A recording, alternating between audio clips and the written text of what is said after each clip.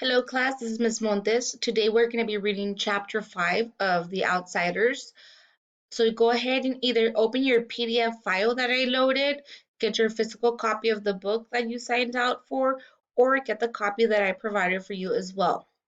So chapter 5 is on page 59. So let me see if I can just scroll down. Okay.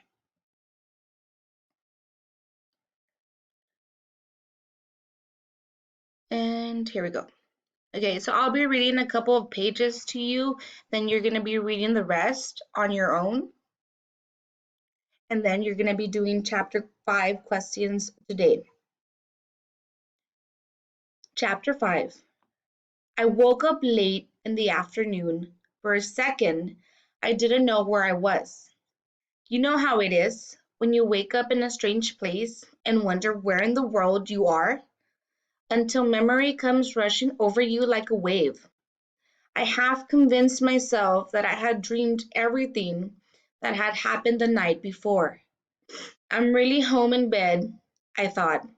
It's late, and both Jerry and Soda Pop are up. Jerry's cooking breakfast, and in a minute he and Soda will come in and drag me out of bed and wrestle me down and tickle me until I think I'll die if they don't stop. It's me and Soda's turn to do the dishes after we eat, and then we go all outside and play football. Johnny and Two-Bit and I will get on Derry on our side since Johnny and I are so small and Derry's the best player. It'll go like the usual weekend morning. I tried telling myself that while I lay on the cold rock floor, wrapped in Dally's jacket and listening to the wind rushing through the trees' dry leaves outside. Finally, I quit pretending and pushed myself up. I was stiff and sore from sleeping on the hard floor, but I had never slept so soundly.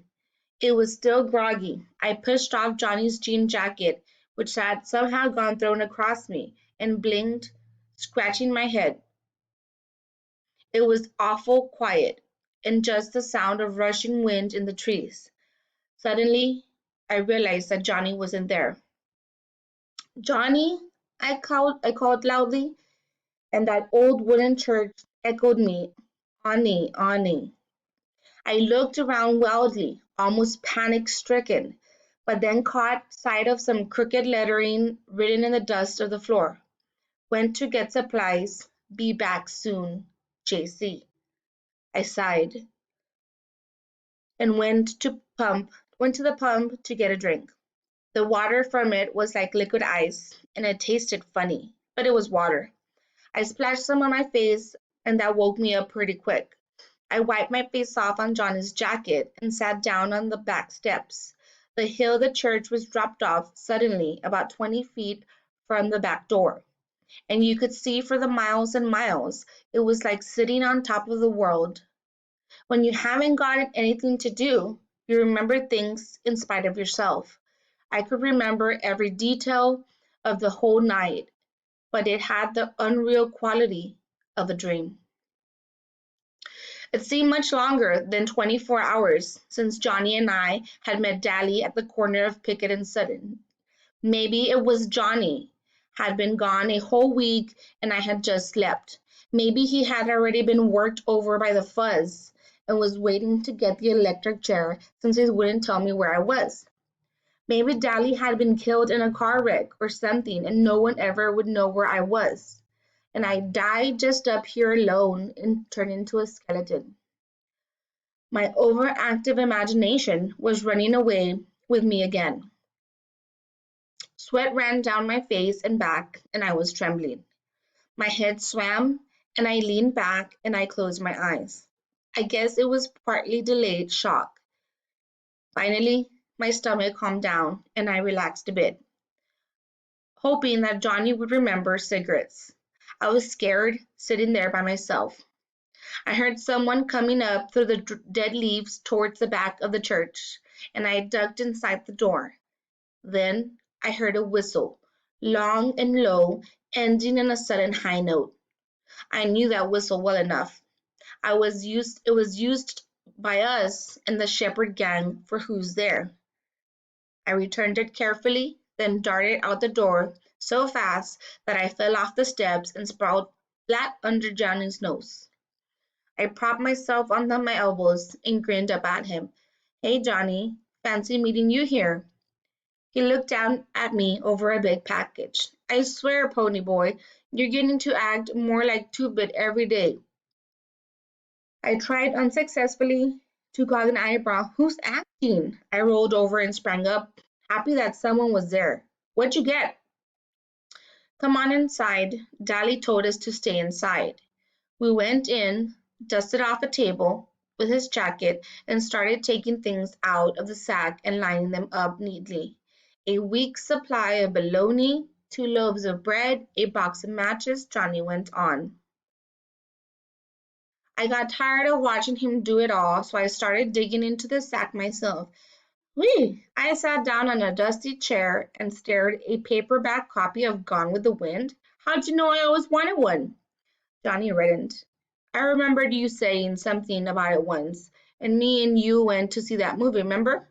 I thought you could maybe read it out loud and help me kill time or something. Gee, thanks. I put the book down reluctantly. I wanted to start it right then. Peroxide? A deck of cards? Suddenly, I realized something. Johnny, you ain't thinking of. Johnny sat down and pulled out his knife. We're gonna cut our hair, and you're gonna bleach yours. He looked at the ground carefully. They'll have our descriptions in the paper. We can't fit 'em. Oh no, my hand flew to my hair. No, Johnny, not my hair. It was pride. It was long and silky, just like soda's, only a little redder. Our hair was tough. We didn't have to use much grease on it. Our hair labeled us greasers, too. It was our trademark, the one thing we were proud of. Maybe we couldn't have Corvairs or Madras shirts, but we could have hair. We'd have we'd have to anyway if we got caught. You know the first thing the judge does is make you get a haircut? I don't see why, I said sourly. Dally could just easily mug somebody with short hair. I don't know either. It's just a way of trying to break us. They really can't do anything to guys like Curly Shepherd or Tim. They've had about everything done to them, and they can't take anything away from them because they don't have anything in the first place. So they cut their hair. Okay, so I'm going to stop there. You will continue reading chapter 5. Once you're done reading chapter 5, you go ahead and log back in to your Google Classroom. And here are the chapter 5 questions. Okay, so let's see. Okay. So here are the chapter 5 questions. Number 1, why does Pony have a problem with Johnny's idea to disguise themselves? Number 2, why does Pony realize he does like Dally? Can you explain what he means by this? And who's the spy for the greasers? Does this surprise you? Why or why not? So once you do the questions, you're going to submit under your classwork, and I'll go ahead and load that right now. Thank you, class. I hope you're doing well. I hope you're keeping safe, and I miss seeing you guys, and see you soon.